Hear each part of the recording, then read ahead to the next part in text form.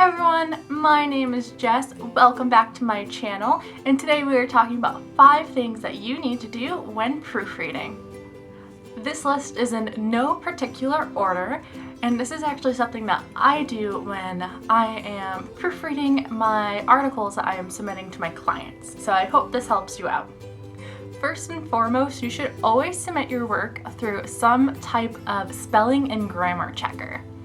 So this is great just to catch those basic mistakes. Maybe, for instance, you're using the word you instead of the word your. And those spelling and grammar checkers are going to catch those little things that your brain is just skipping right over. So I personally do this for every single one of my articles. Tip number 2, read it out loud. So reading your work out loud is great to do, especially to catch those sentences that just aren't flowing correctly. Maybe it's just you're misusing words, or maybe it's just the sentence is too long, maybe it just doesn't sound right along with the rest of your paragraph. I know if you're writing a novel, reading out loud is something that you might not want to do, but definitely in the sections that you're unsure about, I would definitely recommend it. Tip number 3, print out your work.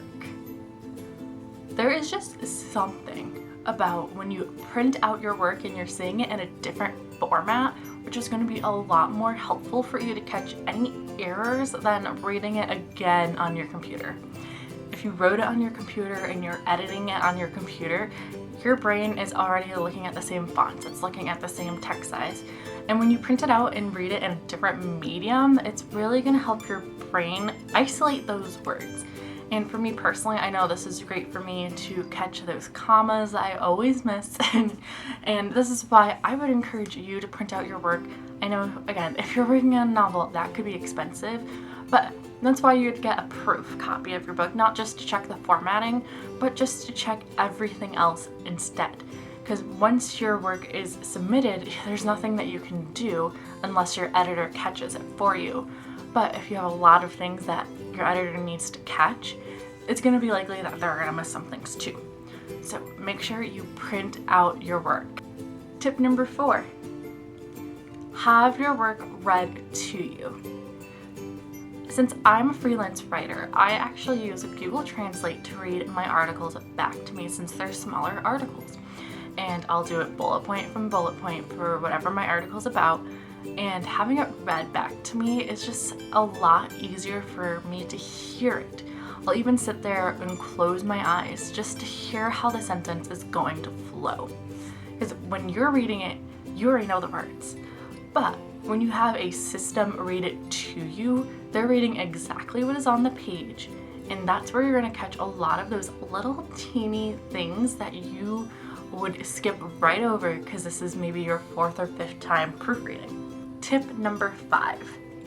We all know there are some words that you like to use over and over and over again. I personally do it, and especially for the beginning of my sentences.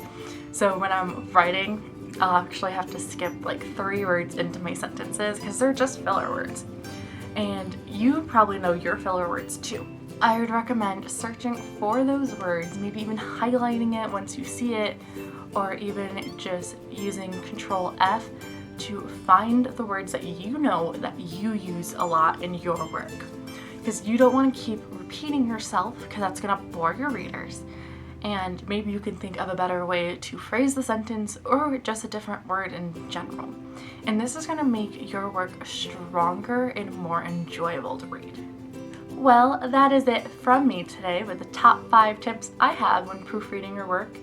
As always, if you have any other tips, make sure that you leave it down in the comments below. I'd love to hear what you do when you are proofreading.